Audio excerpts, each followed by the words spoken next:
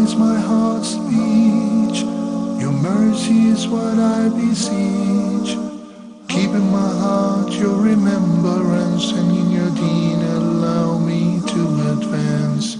Help me in my quest. Permit me to pass the ultimate test. Help me in my quest. Permit me to pass the ultimate test. بسم الله الرحمن الرحيم. الحمد لله رب العالمين.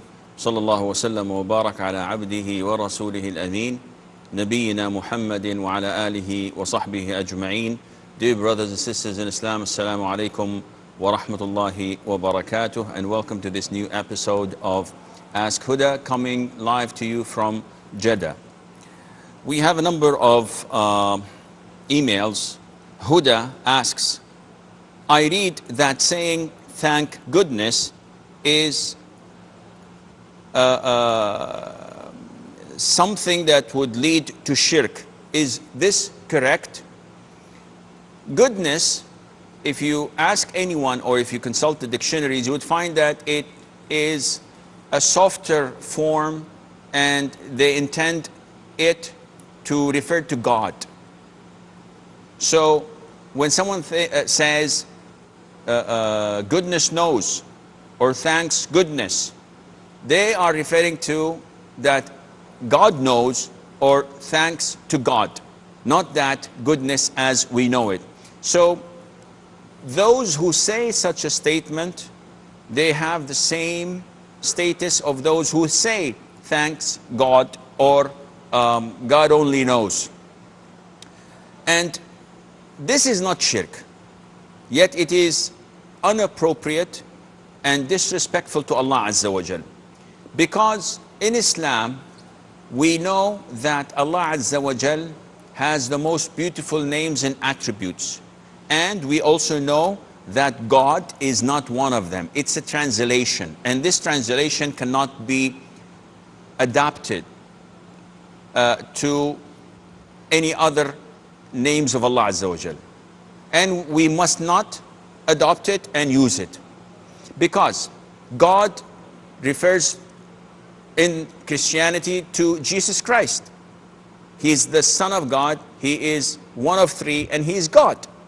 It refers in other religions to their false deities and false gods. And therefore, as Muslims, we are not allowed to use this name, but it is not a sign of shirk or leading to it. May lead to it, but it is not something that would be considered to be shirk at the moment, and Allah knows best. Samia from the Emirates. Assalamu alaikum. Salamtullah. I have a question. I don't know how to put it, but basically it's a question about business, right? I'll give you two examples. Okay. For example, you know, a bank is obviously riba based, and it's not halal to run a business like a bank, right? Okay. Okay. Now, what if you run a business which sells computers, and you sell the computers to a bank? Now, that is one example. And the second example is, for example, obviously we know that having a music concert is haram, right? Okay. Now, what if someone is selling security products for a musical concert? For example, you know, they have sort of like wristbands which allow only some people to get into the music concert. I got your concept. You Sami. get what I mean, right? Yes, yes. Selling a product to a haram business, Okay. but your business is actually supplying that particular product to. It's not only supplying that particular product to haram businesses, but you obviously supply it to other halal businesses as well. Second question. That's my only question, actually. Okay, I will answer your question, inshallah. Harith or Haris is asking, is it permissible that the nikah and the walima are on the same day? He's confused. Is it permissible to have the marriage contract and the wedding night plus the feast where we call people to the walima, we invite them to eat? Would this be permissible to be at the same day? The sunnah, it's an issue of dispute. The majority or the most authentic opinion is that the sunnah is to have the walima after the wedding night. And this is what the Prophet did ﷺ with Zainab bin Jahsh, may Allah be pleased with her. And this is what the scholars say is the sunnah. However, the most authentic opinion is that it is, alhamdulillah, flexible. So if you have it before the wedding night, if you have it on the wedding night, if you have it after the wedding night, this is all permissible, inshallah, and there's no problem in that. Samia's question was about aiding and assisting a haram activity, though my work is permissible. What's the ruling on that? And she gave two examples: selling computers and, let's say, softwares to a bank that deals in riba. And I know that they'll use these computers and software to assist their daily work, which is riba. Or selling security equipment to a musical concert. So if I install these machines that detect metal so that I know that no one would bring any weapons inside, etc. So what's the ruling on that? Or wristbands to know where this person went, or this one, whether he entered or not. The answer is, if your work, if you're selling something that would assist in or be considered as a form of collaboration to sin, it is haram. If I have a shop and I sell lingeries, and I am working in a place that women come, and I know that the majority are not married and they want to buy lingerie. Well, this is not a good example. Let's say that I have a beauty salon and women come in, and I know that they're not covered, they're not Muslim, they are not wearing the hijab, even if they were Muslims, they're not fully covered, and they want me to fix their looks. Would this be permissible? The answer is no. My work is halal, but due to the fact that they'll use it in something haram, renders it and makes it haram. And likewise, as long as you're assisting the bank that deals in riba in such equipment, or assisting in providing, for example, catering for a rock concert, so you're selling food, you're collaborating with them, then this business of yours is haram. An anonymous person sent this email. He says, I think there's jinn inside of me. My question is, jinn is giving me many thoughts and sometimes speaks through my mouth, though I try to control. So what is a way to deal with them? Being an anonymous, I don't know if you wrote this email or your jinn did that, so I don't know who to address, but I'll try to address the human. Akhi, jinn do possess humans. As Muslims, we believe that. As Ahl Sunnah wal Jama'ah, we believe in that. However, we don't believe that it is so common to the extent that people become delusional and they have these superstitions and they keep on convincing themselves whenever they do something wrong, this is my jinn. He made me. Why did you hit that car? Why did you have that accident? Well, I tried to brake, but my jinn made me accelerate.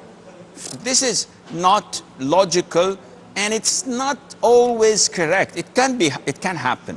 We believe in jinn are able to possess humans, but not to the extent that I start blaming my failures on jinn, envy, black magic, or evil eye. This is not the right thing, or not the way to approach it.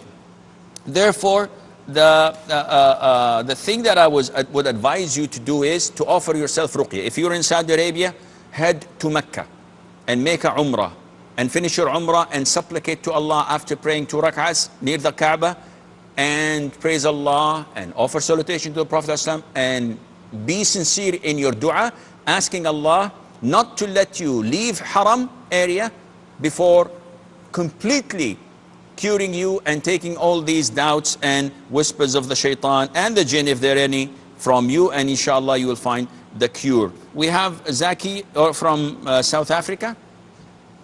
Alaikum, Sheikh. Wa alaikum salam wa rahmatullah. Sheikh, I'm having a question. Are Islam allowed to have a medical insurance?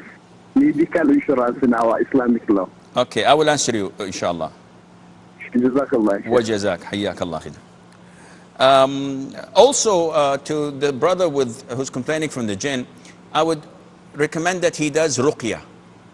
on himself 3 times a day, 5 times a day, while supplicating to Allah in sujood, between the adhan and the iqamah, before salam, after tashahhud in prayer, so that Allah would cure him. Ruqya is extremely good. It's verses of the Quran recited on yourself, and you can wipe over your body. You can recite it over Zamzam water and drink from that water and wash yourself with it. You can recite it on normal water, as long as you are curing yourself through the verses of the Quran.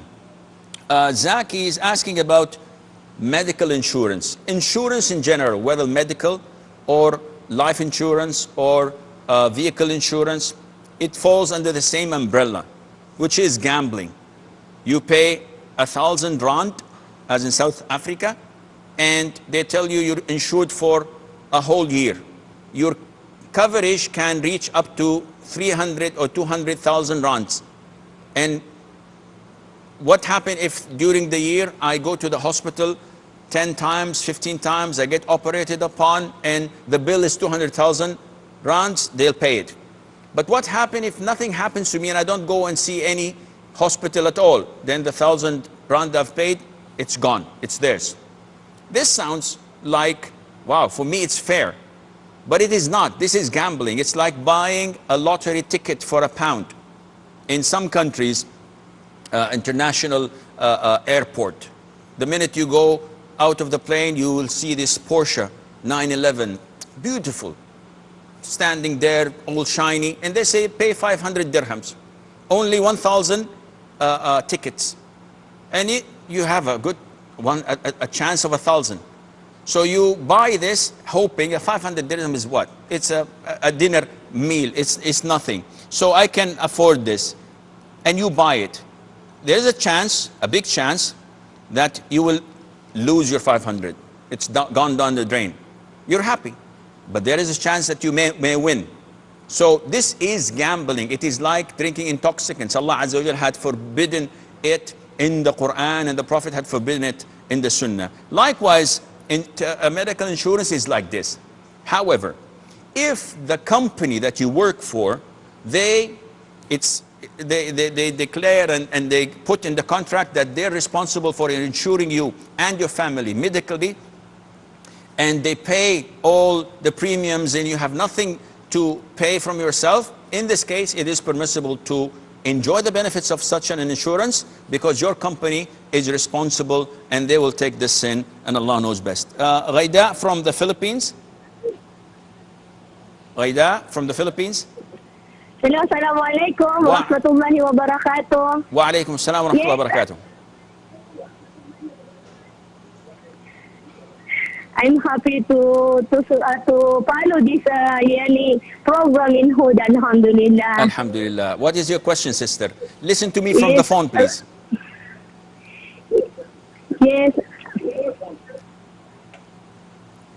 My question, Shaykh, regarding this, this one of my friend in Philippines, and then there is always coming about jinn. Okay. This jinn is always entering in her body, and then after that he's talking about the grave, in the punishment in the grave. Okay. And then after that, he saw the house of this girl, that there is more ayah in the house.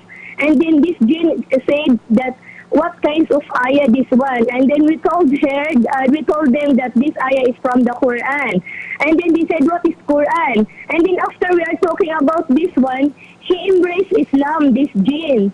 And then he's crying too much, and then Allah will forgive me if I embrace Islam. And then alhamdulillah, he said that and thank you for this lady that I enter inside, that I saw the ayah. And then because before that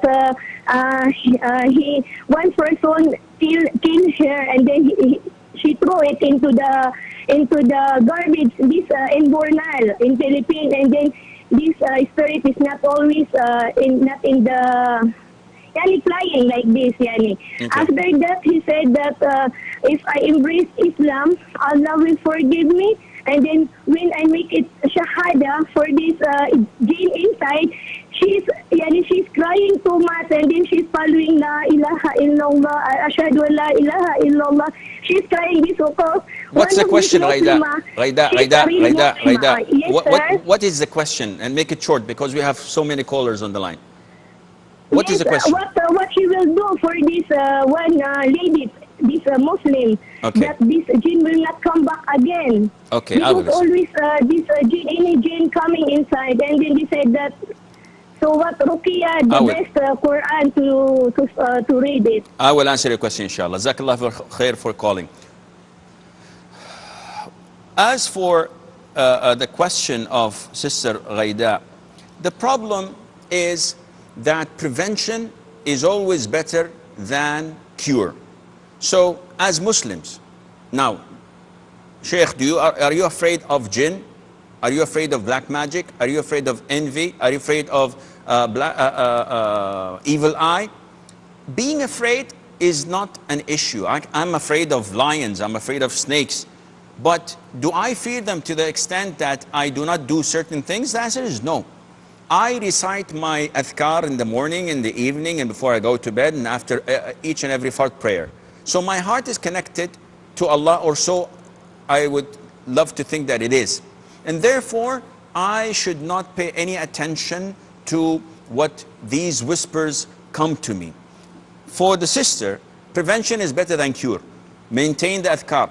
Maintain reciting Surah Al-Baqarah in your house every 3 nights. If this is not possible, the last 2 verses of Surah Al-Baqarah every 3 nights also prevents shaitan from coming in. Always try to offer your prayer on time. Always wear your hijab. Always, before throwing anything in the garbage or hot water, say Bismillah. And try your level best to supplicate to Allah in your sujood. Offer yourself ruqya. Now, the long story, I'm not sure that this is correct or not. Because the jinn, when they speak, we must not believe them, because they are usually liars. So if he cries and he says, I've become a Muslim, okay, if you're a Muslim, get out of her. And if he leaves her, alhamdulillah, by preventing them coming back again through adhkar, through ruqya, inshallah she will be in safe hands. Saifuddin from the Emirates. Hello, Assalamu alaikum, Sheikh. Wa alaikum assalam wa rahmatullahi wa barakatuh. How are you, Sheikh? I'm fine, Jazakallah khair, akhi. Sheikh, I have only one simple question. Yes. We are reading the Urdu Quran, the translation. Okay. And in this, instead of mentioning the name of in Allah, they mention Huda. Aydam. Is it the right the name of Allah that we can recite Huda instead of Allah? Okay, I will answer. That's my question, sir. I will answer your question, Brother Saifuddin. Farhan says that are most jobs in IT halal? And the answer, it depends on the company and the line of work of that company, because IT is a support services. So they're not the core of the business. So if you're an IT department in a factory or in a refinery that produces halal things, your job is halal. If you are in a bank that deals with riba, then your job is haram. If you're producing cigarettes or you're working for an entertainment company, then again, this job is haram. Okay, Saifuddin from the Emirates says that in our Urdu translation of the meanings of the Holy Quran, they do not write Allah, they write Huda. So is it permissible for us to follow this? I believe that any translation that follows this concept is not trustworthy. And we hear a lot of the brothers saying in Urdu, Huda Hafiz, meaning Allah is Hafiz. So they substitute the name of Allah with Huda. And regardless of what Huda or Huda means, it is inappropriate to be used, because as stated before, Allah's beautiful names are known to us, and Huda is not one of them. Therefore, we cannot refer to Allah, the Almighty, in such names. Duha or Duwah, whatever, she says, I know that it is obligatory to send blessings upon the Prophet ﷺ while one supplicates. But my question is, when these blessings should be sent, in the beginning or when you finish the supplication? If you do them in the beginning and at the end, that is extremely well. Otherwise, do it at the very beginning. The Prophet says, alayhi salatu wasalam, kullu du'a'in muhtajar ma lam yusalla alayh. Every dua is blocked from reaching heavens if you do not offer salutation to the Prophet alayhi salatu wasalam. And this is in regard to the general du'as that one does when he's not praying. So someone comes to me and say, okay, Shaykh, I'd like to make dua while in prayer in the sujood position.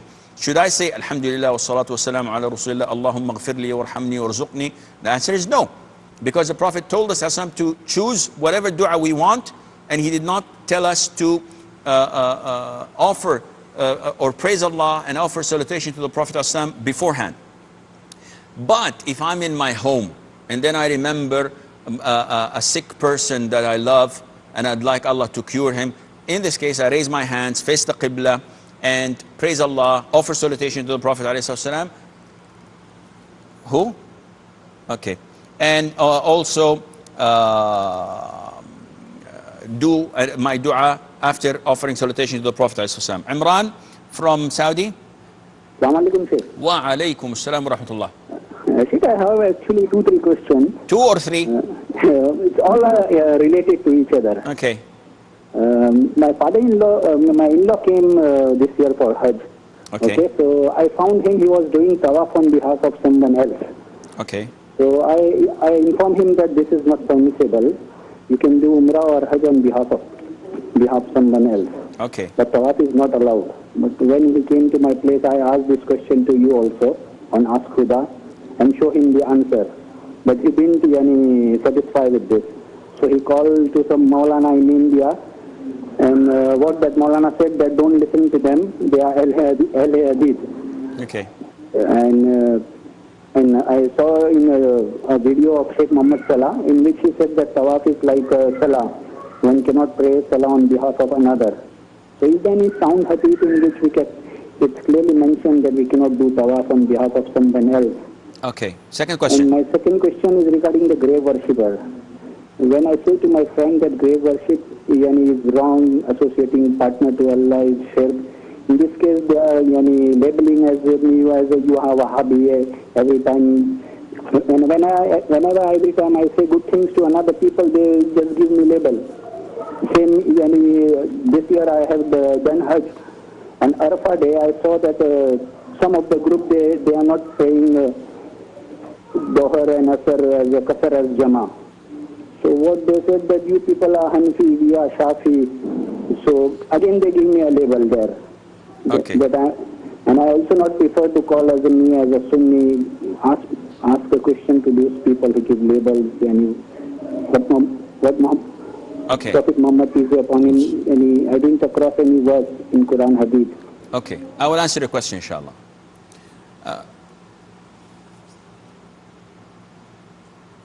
Okay. Abdul Aziz. Yeah. Yes. Yes, my friend. Yeah.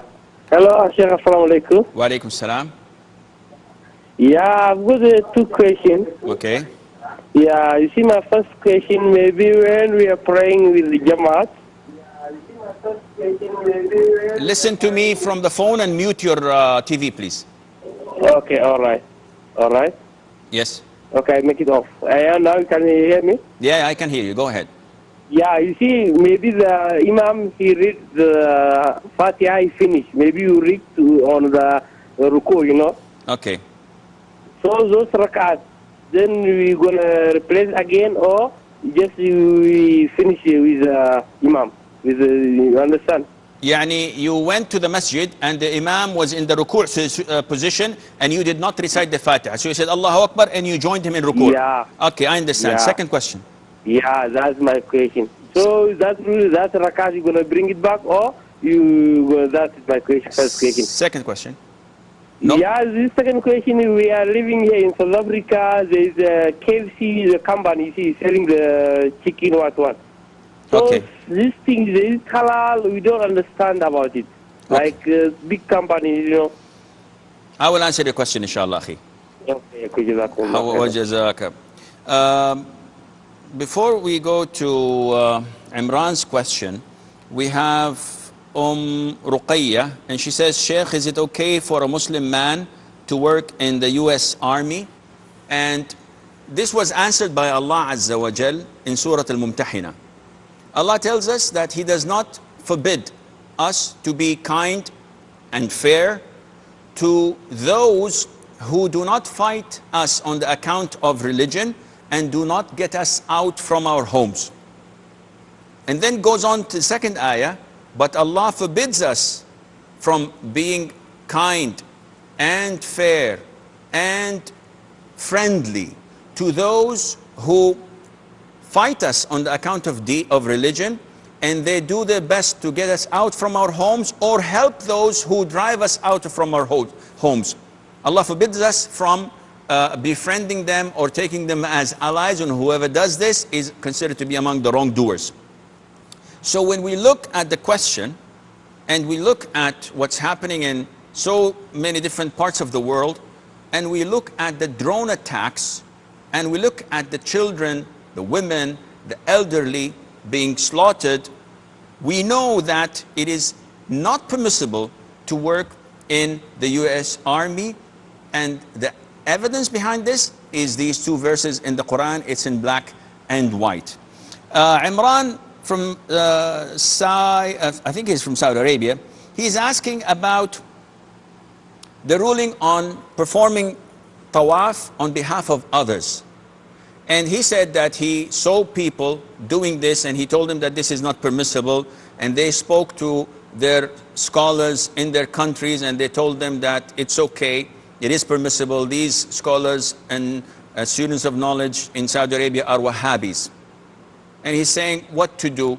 So, Wallah ya akhi, they have their opinion. They can call us Wahhabis as they wish, or they call us Ahl al-Hadith. And it's an honor and a privilege to be among Ahl al-Hadith. So when someone tells you about the ruling of something and you quote him a hadith of the Prophet ﷺ, these people would belittle it and say, this is not good. The hadith of the Prophet ﷺ is not good? Are you crazy? Are you a Muslim to begin with? So don't be annoyed.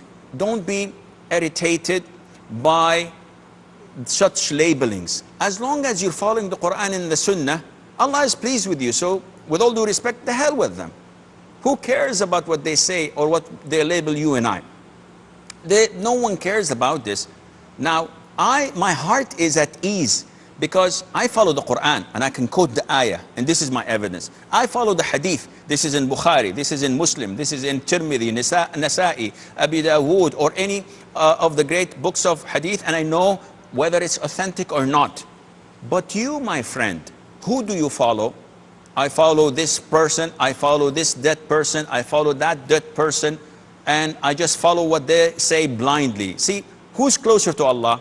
Those who follow Allah's revelation, those who follow the hadith, or those who follow people whom they think that they follow the hadith or the sunnah. Likewise, for grave worshippers, they're calling him Wahhabi.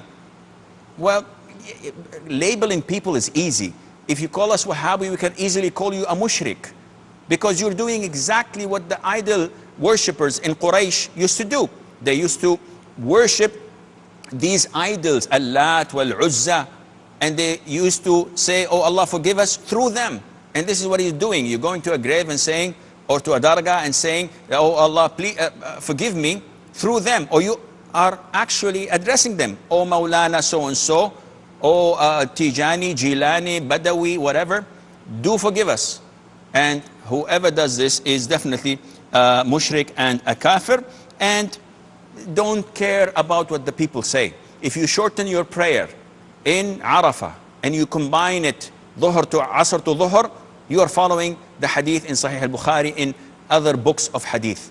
This is what the Prophet did, alayhi salam. If they prefer to follow their leaders and their imams and abandoning the sunnah of the Prophet alayhi salam, they definitely have a problem.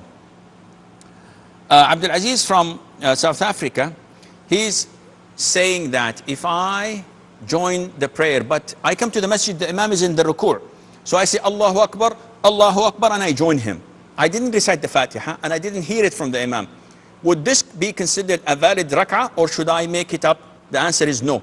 As long as you and the imam were in the same ruku' position together, then this is a valid rak'ah, because the Prophet said, ﷺ, whoever attains the ruku' with the imam, then this is a valid rak'ah. And then he's asking us about KFC and these mega companies that sell food which needs to be slaughtered, whether chicken, beef, or sheep, etc. So he's saying that, is this halal, is it haram? It's an issue of dispute. But as long as you are in South Africa and the majority are Christians, so they are considered to be the people of the book. And this means that Allah has permitted us to eat from the slaughtering of the people of the book. As long as you don't have ample and strong evidence that they're not slaughtering, I don't know if they're slaughtering or not, then this is good enough. As long as they're Christian and this is the food that they're preparing, and I don't know whether they're slaughtered or not, but as mentioned in the Quran, this is what they usually do. So I will take it for its face value and I will eat. Now, if you want to avoid this just to be in the safe, alhamdulillah, this is far better and greater, until you enforce them to declare that what they're slaughtering is halal. But if I see someone eating from it in Britain, in the US, in South Africa, in a Christian dominated country, I would not tell him that you are doing something wrong, and Allah knows best. We have a short break, stay tuned, and inshallah we'll be right back.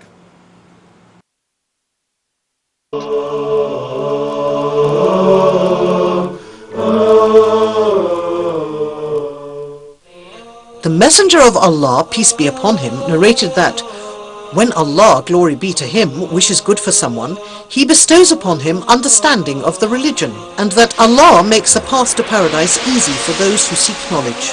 Preoccupied by work or family in the modern world, a Muslim may struggle to find time for acquiring Islamic knowledge. To ease this struggle, we are launching Huda Academy to be your gateway to online Islamic e-learning. Enroll now and study from our renowned scholars. Learn Aqidah from Dr. Muhammad Salah. Learn Fiqh from Dr. Hatim Al-Hajj. Learn Hadith from Dr. Muhammad Saeed. Learn Tafsir from Sheikh Ibrahim Zidan. And learn Arabic from our professional instructors. Successful graduates of Huda Academy will go through a final test and eventually receive a certificate of completion. To enroll and learn more about Huda Academy, please visit us online at hudaonlineacademy.com.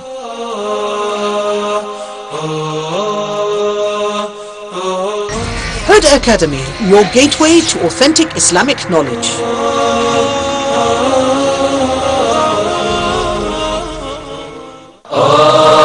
Europe's forgotten heritage. This is a sad reminder of the past history of the Muslims in the city. Nowadays, there are no Muslims anymore. These are the mosques that have remained. And it is really sad. Wait a second, this is Morocco. No, this is Tunisia, Algeria, North Africa, Egypt. No, this is all Europe, and this is all part of Spain. Islam spread first in Africa, and then from Africa, it came over to Europe, and then it did developing work in Europe.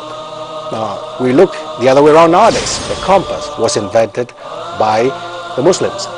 Many important inventions came from the time of the Muslims on the Iberian Peninsula. Instead of people becoming less in battles, as we normally know, as we know in battles obviously people die, but no, what was happening? The Spaniards recognized and realized the superiority of the Muslims and the treatment that the Muslims gave to the Christians and the Jews in Spain at that time, that they happily accepted Islam, many of them. And not over the fountain, as we've seen it before in other places in Greece. Now, it has some Arabic on top, as well as it had some Arabic down, where the tap used to be, or where the water was coming out.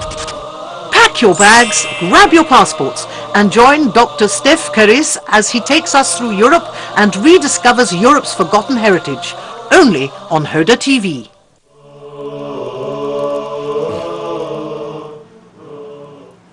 Assalamu alaikum and welcome back. I believe that Sister Samira from Saudi Arabia is with us on the line. Yes, Sheikh, Bismillah ar-Rahman ar-Rahim.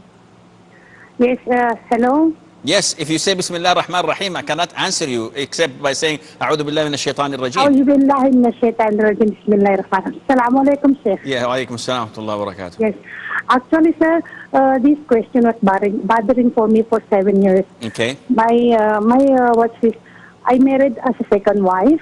Okay. Then for 7 years, he did not confess me to his family. According to him, his first wife will not accept me. When I keep asking him about confessing me after to accept me to his family, he sends my father for Hajj in spite of that.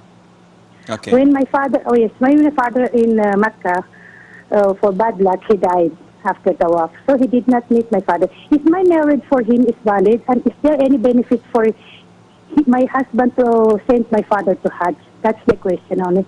Thank you so much. Oh, you're welcome, inshallah. I'll try my best to answer your question. Who? Okay, Umar from Nigeria. Brother Umar. Assalamu alaikum. Wa alaikum assalam wa rahmatullah.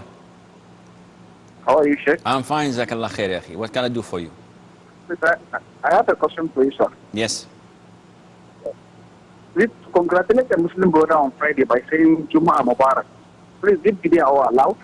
Okay, I will answer this. Any more questions? That's all. Thank you, sir. You're welcome, akhi. Hayyakallah. Samira's question that she's married as a second wife for 7 years and her husband did not introduce her to his family. And she's asking, is this marriage valid? As long as other people know about you and him, so it's not a marriage in secrecy. So your family know about him, your relatives, and maybe the people around you in the area know about this marriage. This is permissible, the marriage is correct.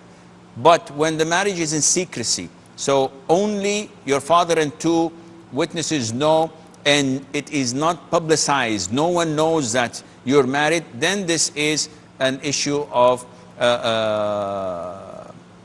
doubt and suspicion. And that is why scholars say that the 2 witnesses are not intended for themselves, it's rather to publicize and make it public to everyone that these couple are married. Not telling his wife, not telling his parents, not telling his close relatives does not nullify the marriage. However, it should be done so that in case that he dies, they would know that he had a second wife for the inheritance, if you have children, so that they would relate to these children. Okay, Abdullah from Sweden. Assalamu alaikum. Alaikum assalam wa rahmatullah, Abdullah. Do I have any voice, inshallah? I did not hear you. Do I have any voice, inshallah? Do you have a voice? I hear you now. Yeah, what's your question? Okay, inshallah. Sheikh, when I come back from my country, I feel that my iman gets low every day. It decreases every time. And I try to increase it by doing good actions like fasting and nafilah prayer and so on, reading the Quran every day. But I don't feel any change. I feel that my iman is decreased. Sometimes when I sit with a believer in the mosque, I feel like a stranger. I don't feel like them. And I just wonder what can the reason be. Where is your country, Abdullah? Where is your country? Huh? Where is your country where you come back from? Morocco? No, Iraq. Iraq, okay. I will answer your question, inshallah. Farouk, which is the last question on the emails, he says that what does Islam say on the 21st of December 2012, so-called end of the world? I don't know. Are there Muslims still believe in these crazy stuff just because 6,000-7,000 years ago in the ancient Maya they discovered a pyramid and they found things stating that the end of the world ends that here or there? This is nonsense. Did you see it yourself? No, but archaeologists did. Who? 1 or 2, 10 or 20, 100? And you believe these disbelievers and so many writings and calligraphy on the pyramids of the Mayans to be true? Any Muslim who believes that the end of the year would be on the 21st of December 2012 or 2050 or gazillion 100, whatever, he's not a Muslim. He has committed an act that nullifies his Islam. Stating that there is a planet called Nibro and it's coming and it's approaching, NASA says this, the world would have this, we will not have. These are all fabrications. Muslims believe that no one knows the unseen except Allah Azza wa Jalla. So is it the end of the world on the 21st? If you believe, I recommend that you sell your house and I'll be the first one to buy that. Sell your car, give me your money. What use of it if you're going to die on the 21st? Just give it away. Come on. How can you be a Muslim when you believe that the world would end and you know that Allah is the only one who knows when the world would end? If someone tells me the world would end in the next 10 years, 100 years, the Prophet did not know this, alayhi salatu wasalam. So that these Indians from the Mayan civilization or these archaeologists or whatever come and pretend that they can predict the future. All of this is kufr. And if you believe in it, if you even have doubts in it, then you're not a proper Muslim. Umar from Nigeria is saying, what's the ruling on saying Jum'ah Mubarakah? The answer is, Aisha radiallahu anha said, whoever says, let me rephrase that, whoever innovates in our religion that is not part of it, this is rejected. The Prophet says, alayhi salam. So let's see, did the Prophet say Jum'ah Mubarakah? Nope. Did the companions used to congratulate one another during Friday as they do during Eid when they say Taqabbal Allahu minna wa minkum, etc.? And the answer is no. So we have a dilemma. Something that the Prophet did not do, alayhi salam, and it was not done by the companions nor the rest of the Muslim population, the righteous predecessors. So what is the ruling on it? The ruling is that it is not permissible. However, we do not say it is not permissible, and if someone congratulates you and tells you, Shaykh, Jum'ah Mubarakah, you punch him in the nose. Or if he is talking to you, say, Assalamu alaikum, Jum'ah Mubarakah, you hang up. No. If someone says this to you, you just say, Jazakallahu khairan. But you do not initiate it, let alone sending a text message every single Jum'ah as a fard or as a sunnah to people that the Prophet says this or Al-Hasan al-Basri says this on a long text and your Jum'ah Mubarakah. No, this is not part of the sunnah at all. Naima or Ni'ma from the Emirates.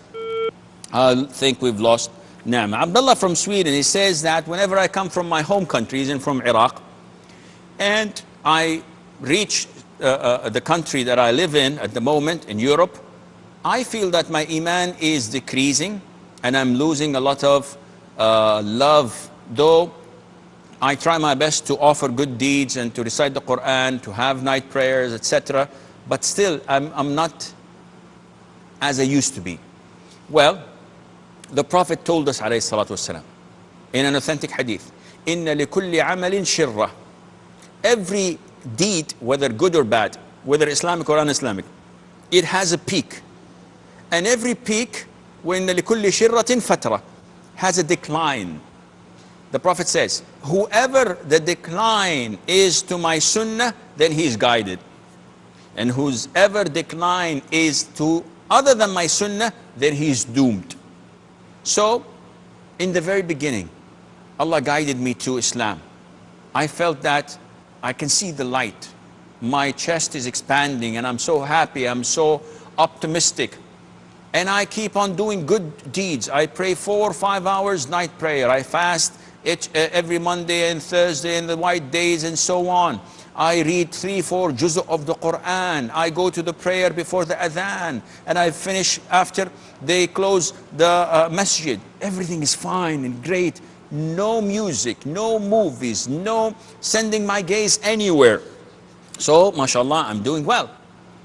And after 6-7 months, shaitan creeps in and I start loosen up a little bit. So instead of 4 hours, I start to pray maybe 3, 2, 1, half an hour, 5 minutes. I pray only witr. Okay. Okay, sister from Riyadh. I don't know the name. Sister from Riyadh. Hello, Assalamu alaikum. Salamullah.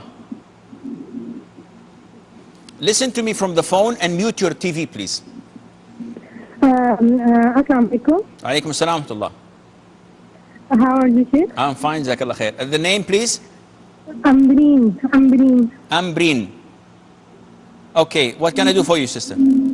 I have 2 questions. Okay. I just want to know if it authentic hadith or not. I read in a book that it is the hadith that whoever recites salutation on Prophet Muhammad sallallahu alaihi wasallam 100 times after Fajr and Maghrib Salah without talking, he or she will get 100 benefits, 30 of this world and 70 from hereafter. I want to know, is it authentic? Okay. Hadith or not? This is not authentic. The second question. And second question is to say Lama Ajinna Minan Nar 7 times after Fajr and Maghrib Salah without talking. Is it authentic hadith or not? Okay, I will answer your question, inshallah. Okay, thank you so much. Abdul Kareem from Saudi. Assalamu alaikum wa rahmatullah. Wa alaikum salam wa rahmatullah. Sheikh, I have a couple of questions to ask. Yes. First, what does Adnan mean? Adnan?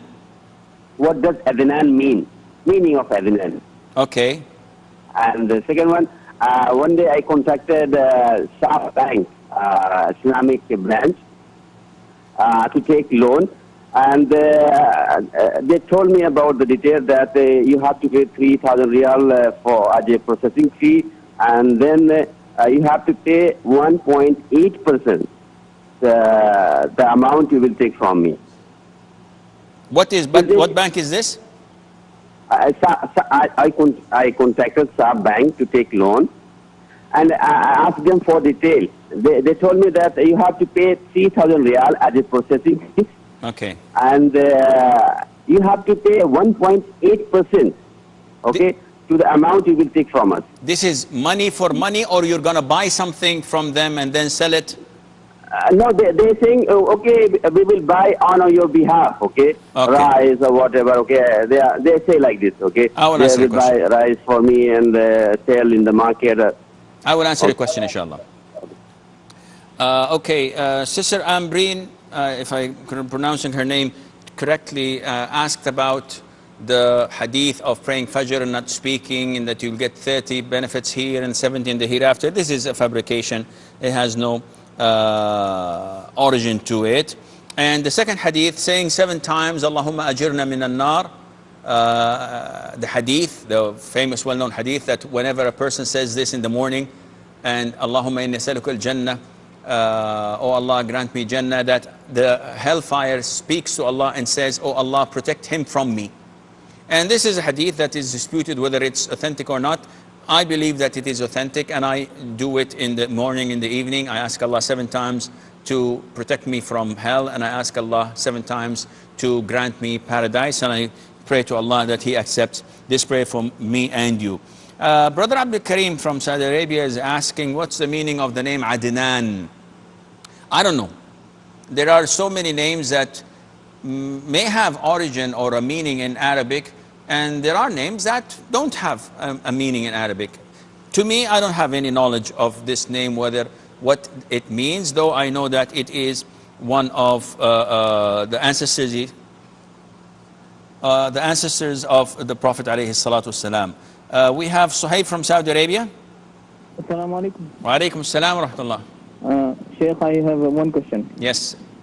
In a mosque, when we are praying Sunnah, or if we are completing our prayer after the Imam, if somebody tries to cross from in front of you, is it necessary to stop him by hand, or it is okay to continue praying without stopping him? Okay. Are you praying to something, or you're praying in the open? No, I'm praying in the mosque.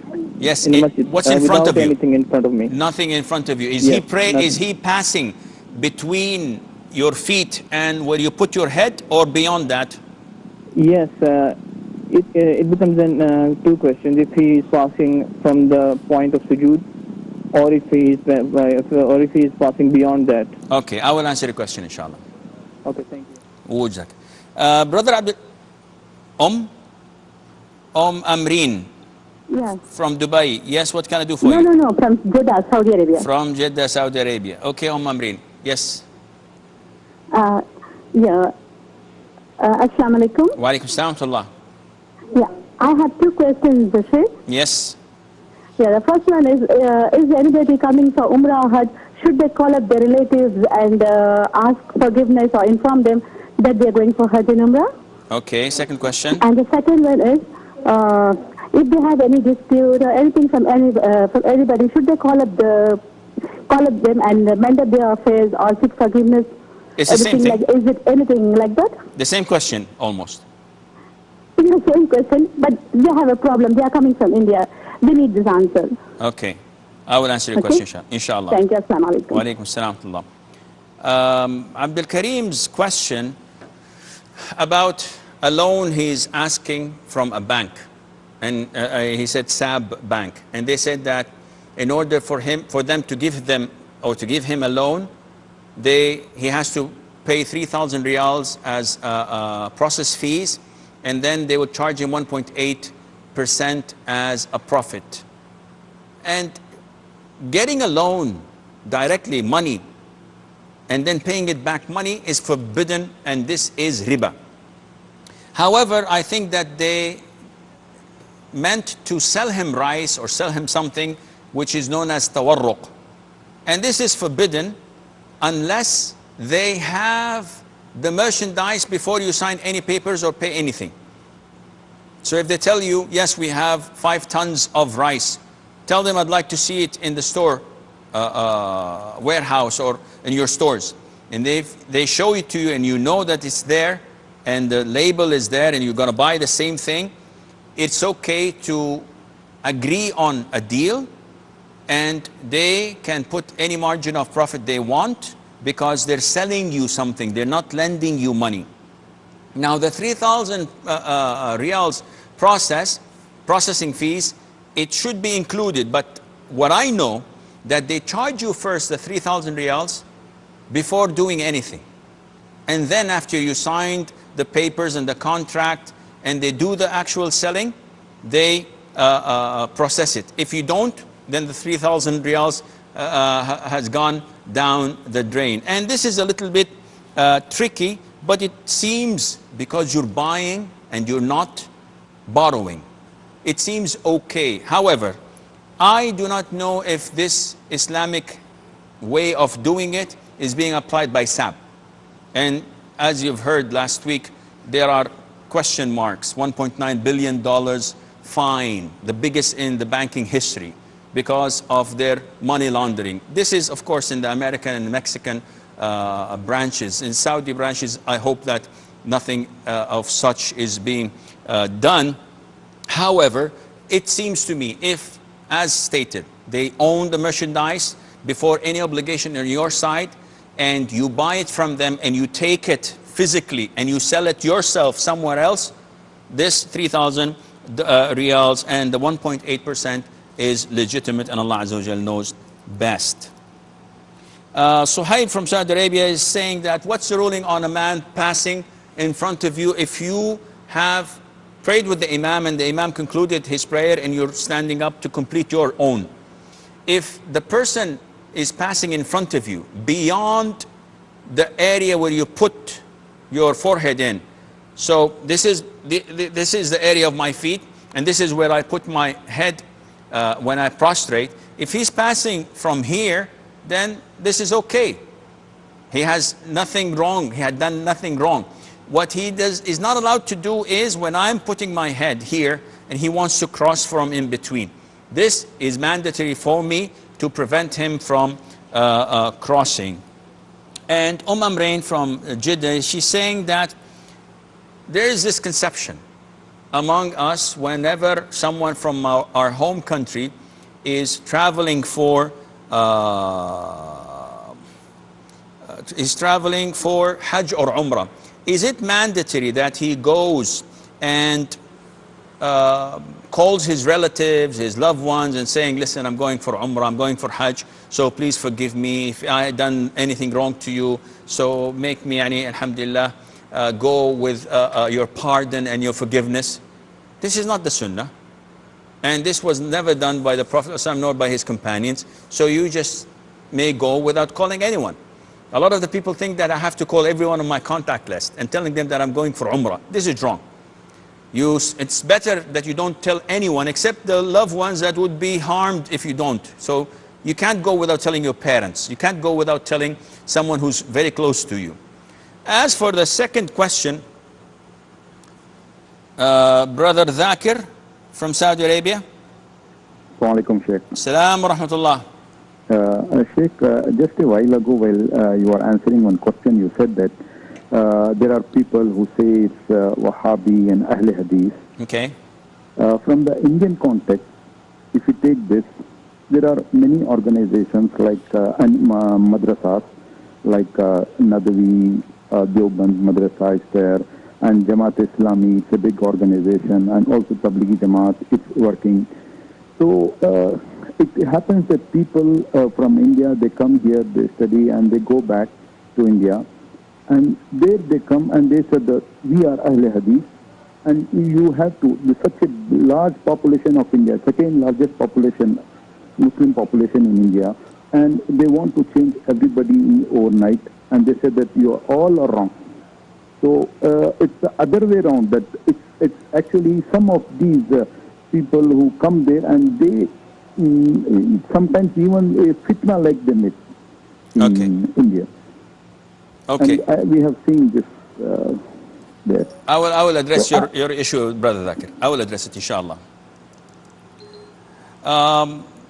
Amrain's second question is the same thing, that whether calling someone that I have dispute with, you should call them and clear your dispute before you go to Umrah, and even if you're not going for Umrah altogether.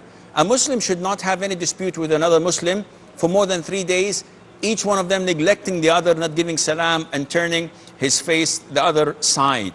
The Prophet tells us that their deeds are never uplifted to Allah, and Allah Azza wa Jal would not look at them until they reconcile. So whether you're going for Umrah or not, if you have a dispute with someone, try to clear it and try to purify the hearts. Brother Zakir, in the last question, and he's saying that the issue of Ahl al-Hadith, the issue of Salafis, the issue of Wahhabis, the issue of Ahl al-Sunnah wal Jama'ah, people who come as expats and work in Saudi Arabia, they are exposed to the actual Islam, which is Quran, Sunnah, understanding them with the understanding of the righteous predecessors, of the Salaf, the companions of the Prophet ﷺ, the Tabi'een, and those who followed them. This is the best understanding of the Quran and Sunnah. No one can come afterwards and say, I know more than they do. So when they come and see that all the bad practices have been brought on, and they see the shirk, they see the innovation, they see the different practices that go against the Sunnah, most and the majority of the Muslims who come here, alhamdulillah, they go back to their countries as da'is, trying to take the people from darkness into light. Brother Zakir is saying that what we face is that they are a minority, and they're coming and they're facing the society. They're talking to Tablighi Jama'at, they're talking to Daubandis, Berlevis, they're talking to Maududis and so on. All these people, all these great big groups in Islam, and they're talking against them, and they're trying to fix what is wrong. And he's saying that this is not possible overnight, and I totally agree with him. You cannot change people overnight. However, it would be not appropriate to shut your mouth and not say anything because everybody is doing it. It is a duty upon you to deliver the call of Allah Azza wa Jal, to give da'wah to people, to explain the truth of Islam to these people who have been brought up not to follow the proper Islam, but rather to follow their imams and their maulanas and their turban people. Now, do we say that the turban people are wrong? No, not necessarily. See, in a place like India and Pakistan and Bangladesh and everywhere around you, Muslims are instructed to follow the Quran and the Sunnah. So if I go to my scholar and I tell him Allah says this, and he says, no, no, no, no, no. Or I tell him the Prophet says this, he says, oh, you're a Wahhabi. Why? Because I'm quoting a hadith or an ayah? Or am I threatening your throne and your power and control over the people? You're right, Brother Dhakir. The brothers who go back to their country should have the wisdom, the hikmah, how to address people and when to address them. And they themselves have to gain knowledge to be able to pass the knowledge on. But to come to these countries and says, Bin Baz says no, Bin Uthaymeen says no. These people can provide us with hundreds of scholars who are in the same magnitude to the people of their country. So this is not the right thing to do. The right thing to do is to know the Quran, to learn the Sunnah, and to provide the evidences to the people with a smiling face, without pointing fingers. Some brothers are extremely professional in sitting back and monitoring all da'is, all scholars, all the people in the arena, and they say, oh, these are the satellite heroes. So they start slandering this and talking negative. Maybe in what they say there is right. Maybe in what they say there is truth. But it is unwise to do it in this fashion. Now you are making us look silly, because look at what your brothers are doing. And they are repelling everyone against Salafiyya, against Islam, against following the Sunnah. And this is wrong. You can show the right, show the light, explain to the people, because Ahl Sunnah, they are the most merciful to the people. And they are the most kind to the people. Not the most harsh, not the most filthy tongues and slandering and labeling people. I'm afraid that this is all the time we have. Until we meet you next time, fi amanillah. Wassalamu alaikum wa rahmatullahi wa barakatuh. Allah is my heart's speech. Your mercy is what I beseech. Keep in my heart your remembrance, and in your deen allow me to advance. Help me in my quest. Permit me to pass the ultimate test. Help me in my quest.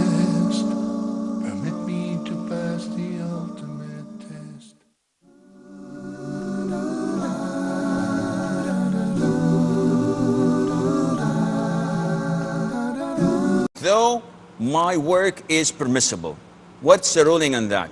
And she gave two examples: selling computers and, let's say, softwares to a bank that deals in riba. And I know that they'll use these computers and software to assist their daily work, which is riba.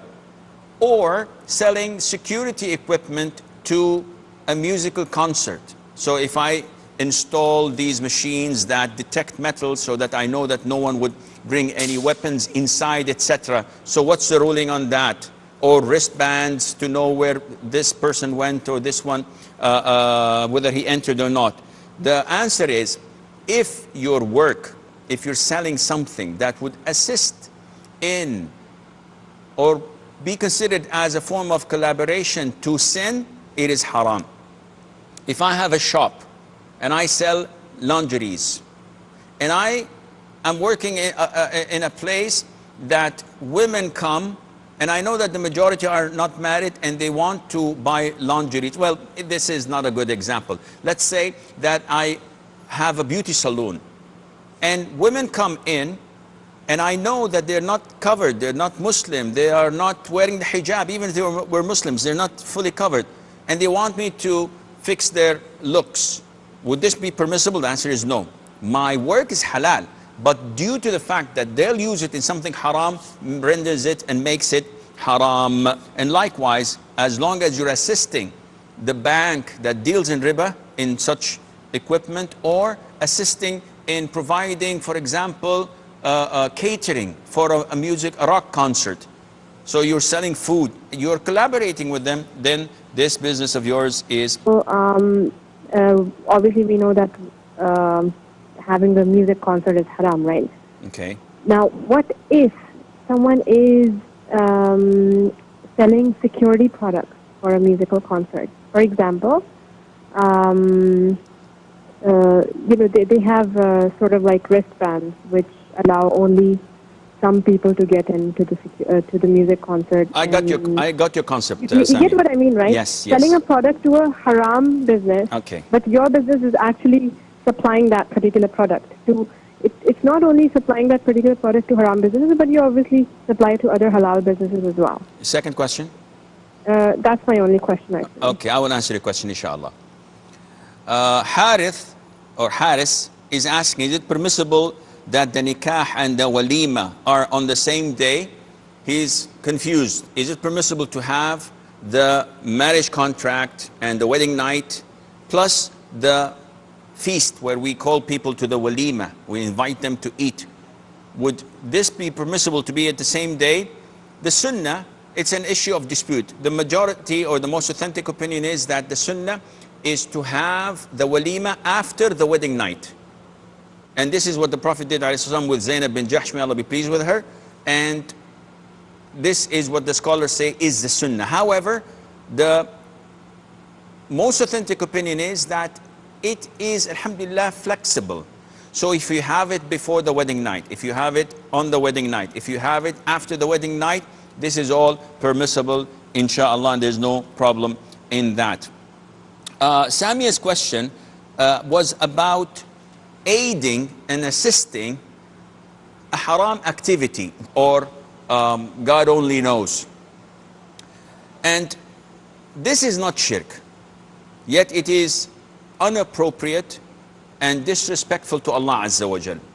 Because in Islam, we know that Allah Azza wa Jal has the most beautiful names and attributes. And we also know that God is not one of them. It's a translation. And this translation cannot be adapted to any other names of Allah Azza wa Jal. And we must not adopt it and use it. Because God refers in Christianity to Jesus Christ. He is the Son of God. He is one of three, and He is God. It refers in other religions to their false deities and false gods.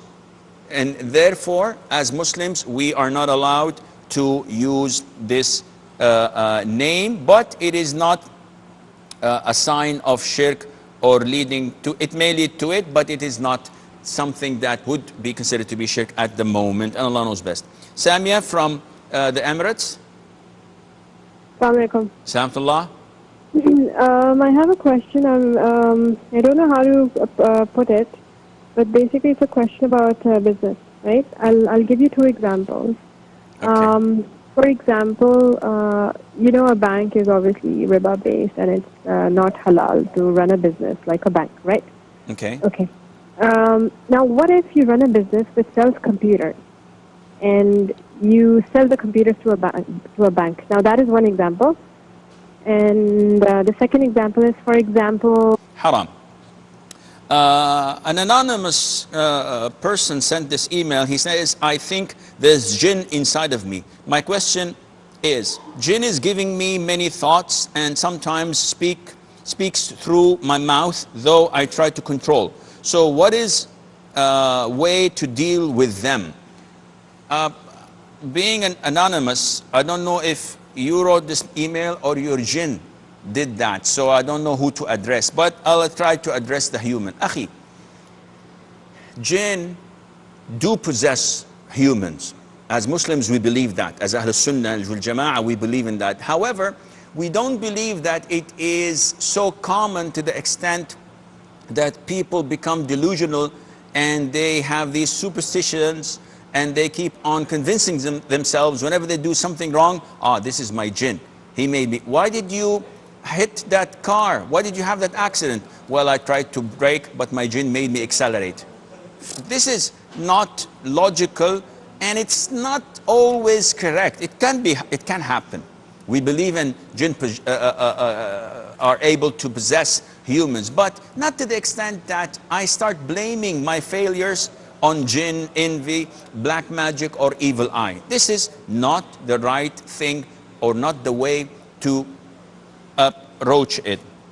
Therefore, the thing that I would advise you to do is to offer yourself ruqyah. If you're in Saudi Arabia, head to Mecca and make a umrah and finish your umrah and supplicate to Allah after praying 2 rak'ahs near the Kaaba and praise Allah and offer salutation to the Prophet ﷺ and be sincere in your dua, asking Allah not to let you leave.